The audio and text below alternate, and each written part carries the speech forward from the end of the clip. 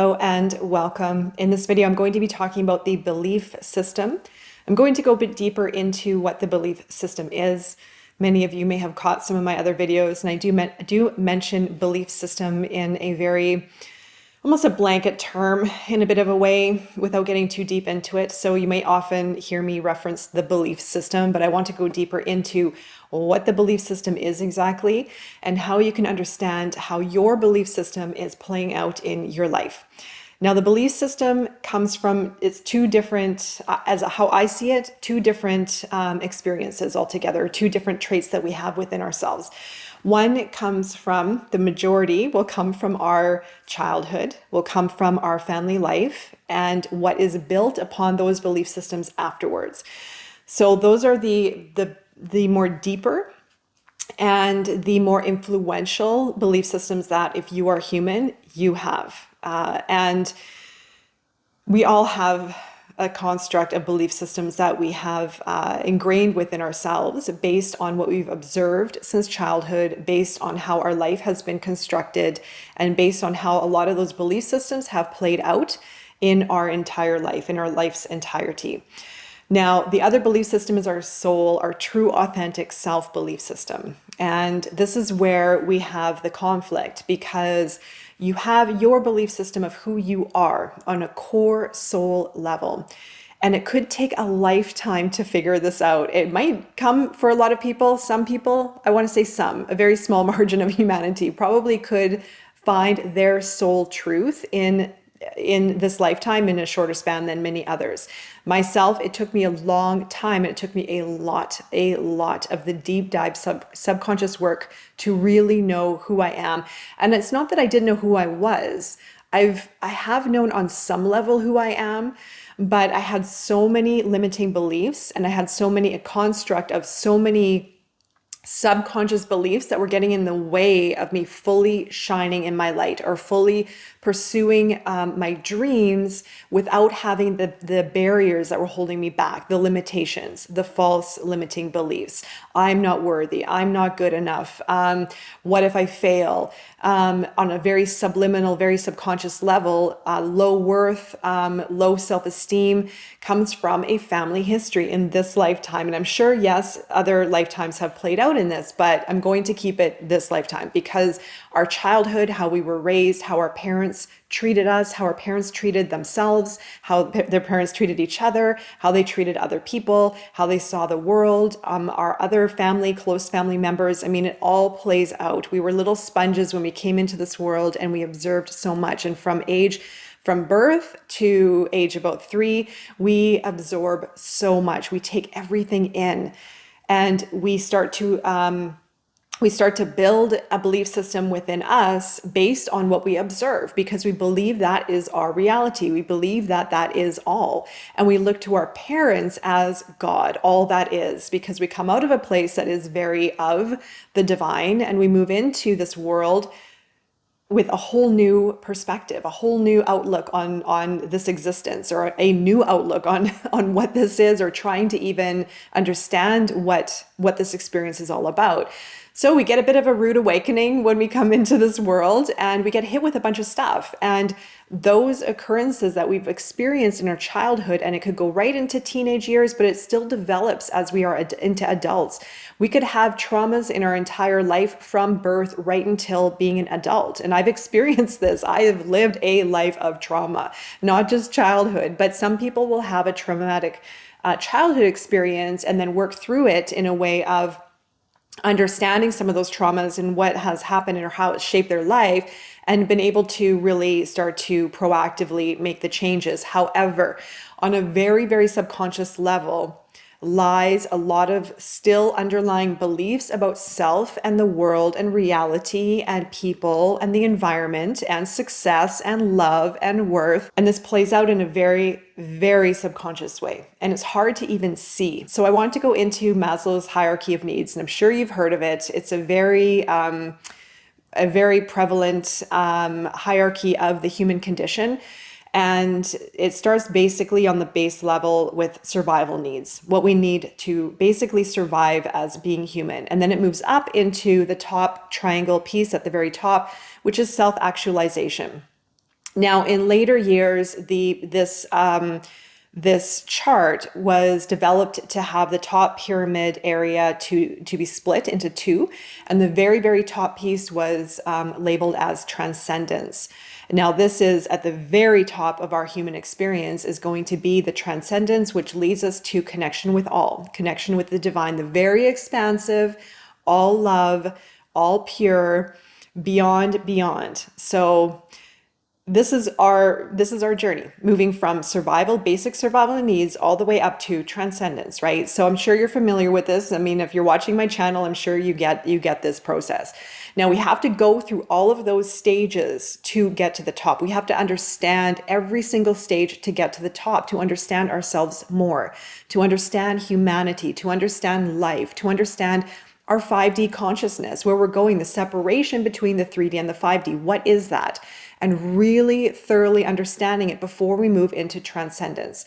But I want to look at self-actualization. In self-actualization, now this is where creativity lies. This is where synchronicities lie. This is where acceptance of facts lies, lack of prejudice lies, but I want to look at the acceptance of facts. Now I want to highlight that specific one because it ties into the belief system and how we can work through understanding ourselves on a deeper level and understanding our belief system and coming to terms with a lot of these things that we've experienced in our life.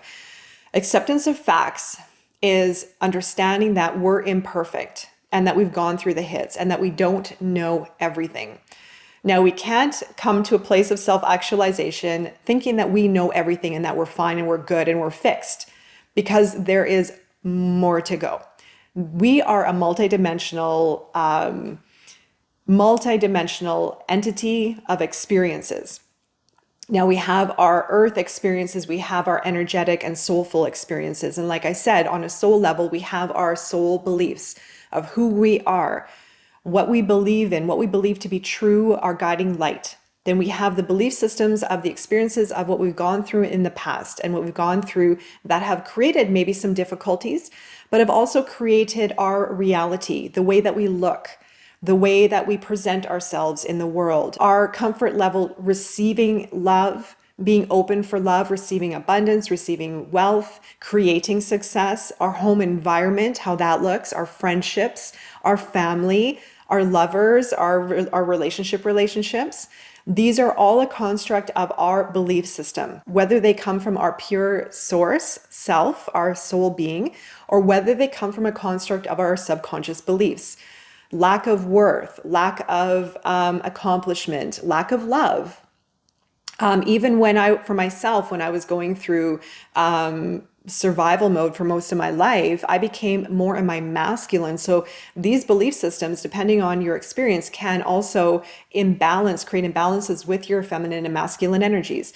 And for myself, because I was on survival mode for most of my life, I was more in my masculine energy, and it played out in my appearance. It played out in my voice. It played out in my how I was projecting myself into the world, how I worked. I was very ego driven. It was all about status, money, getting ahead, trying to prove myself, creating worth. But it was really damaging for myself. And I had a very extreme imbalance of that energy within me.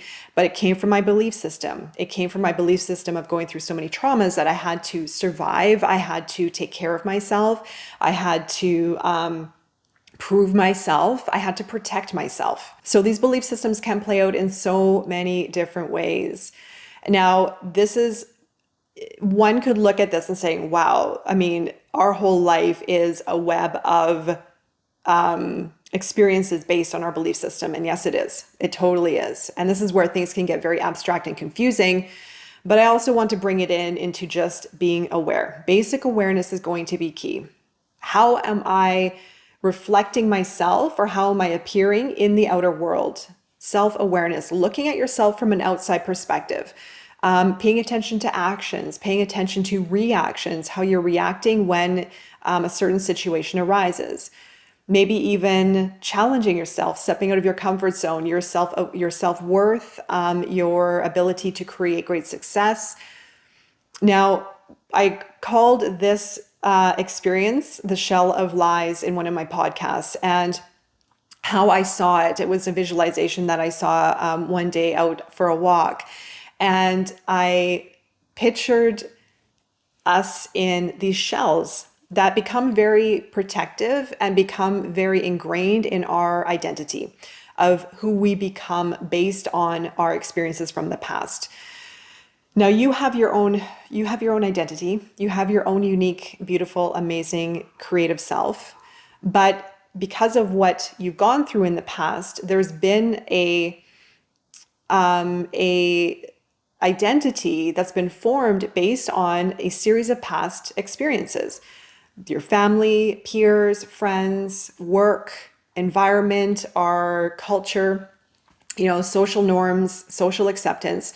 A lot of these factors play into who we become, right? So part of this work and the work that I focus on is letting go of that, breaking through those shells of lies that I called it, again, in one of my podcasts, the shells that have been built on a very subconscious level. We are very unaware of these shells, of these identities, of our actions, of the way that we are constructing our environment, our home, our appearance, our friends, again, everything that we've built comes from somewhere, comes from experiences, comes from a belief system. Now, like I said, if you are human, you've gone through this. If you're human, you have this.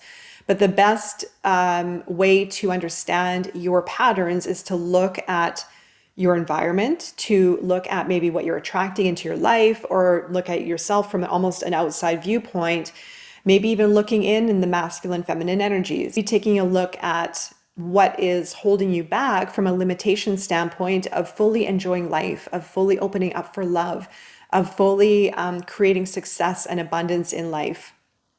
Those limitations come from somewhere.